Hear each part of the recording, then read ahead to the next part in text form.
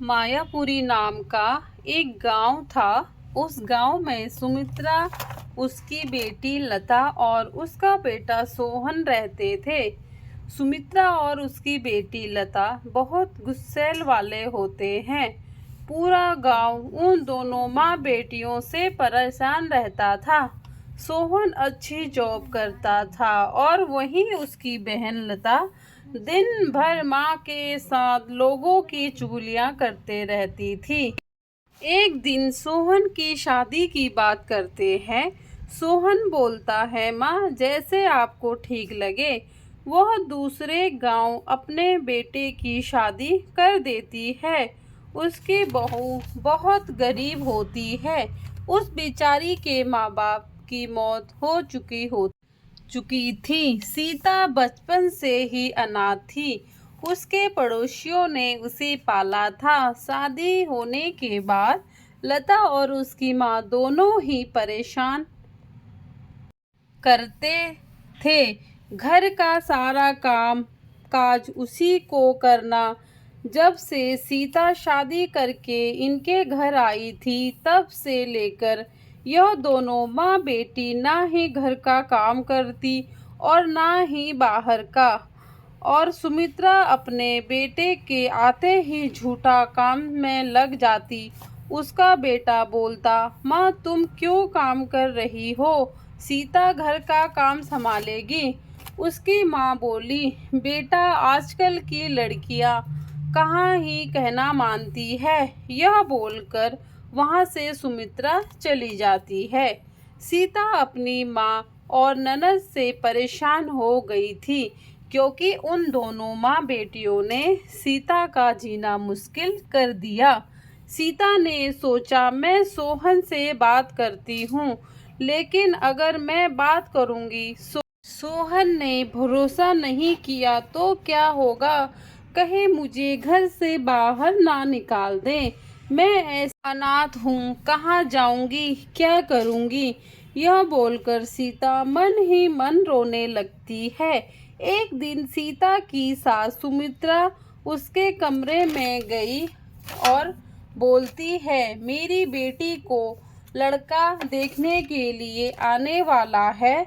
अच्छा खाना और पकवान बना, नहीं तो अच्छा नहीं होगा।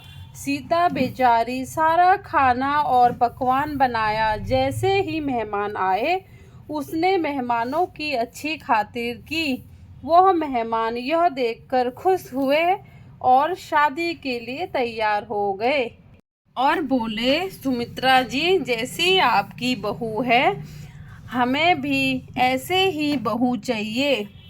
सुमित्रा बोली, बहन जी यह सारा खाना मेरी लता ने ही बनाया है, को शिकायत का मौका नहीं मिलेगा।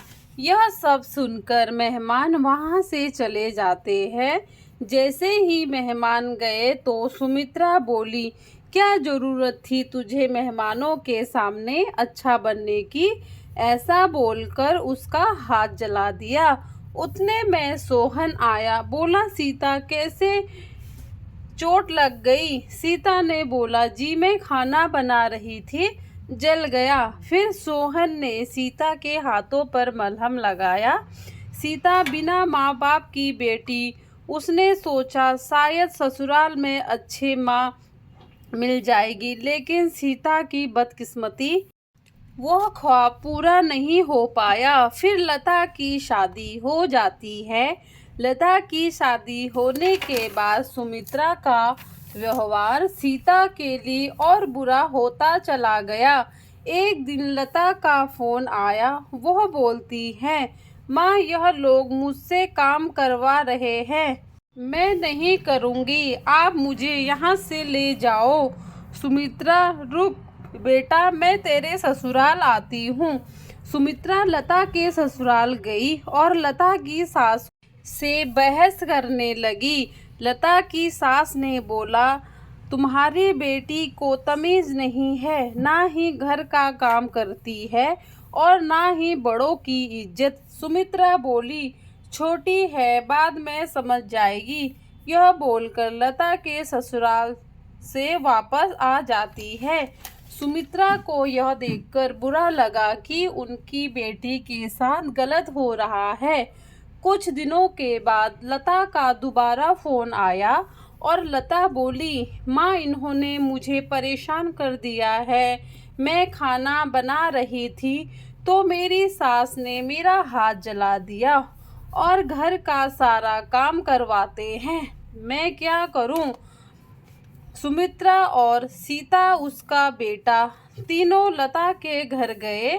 घर पहुंचते ही उन्होंने देखा लता का हाथ जला हुआ था।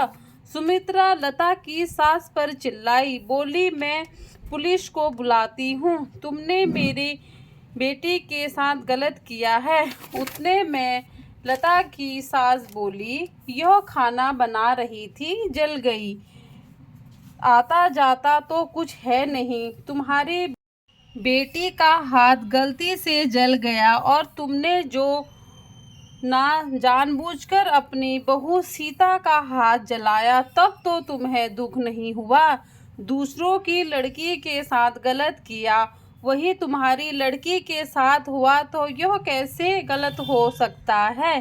फिर सुमित्रा बोली, तुम्हें कैसे पता चला कि सीता का हाथ मैंने जलाया? लता की सास बोली, जब हम लता को देखने आए थे, हमें तभी पता चल गया था कि तुम लोग सीता के साथ गलत कर रहे हो। बहन जी, आप ऐसा मत सोचना कि किसी के साथ गलत करोगे तो तुम्हारे साथ अच्छा होगा। हमारे जो कर्म होते हैं वो लौटकर वापस आते हैं। एक अनाथ लड़की के साथ बुरा किया, यह सब भगवान ने ही किया है।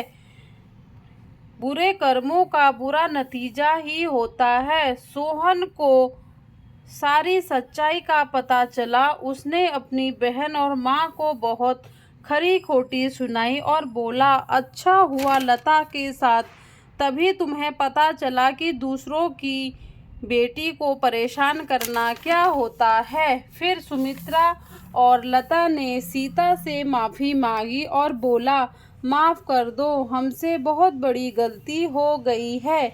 आज के बाद ऐसा कभी भी नहीं होगा। सीता बेचारी ने सबको माफ़ कर दिया। इसीलिए बोलते हैं, अपना और पराये में फ़र्क मत करिए, सब अपने ही होते हैं। धन्यवाद। अगर आपको मेरी कहानी पसंद आए तो चैनल को लाइक, शेयर, सब्सक्राइब करें।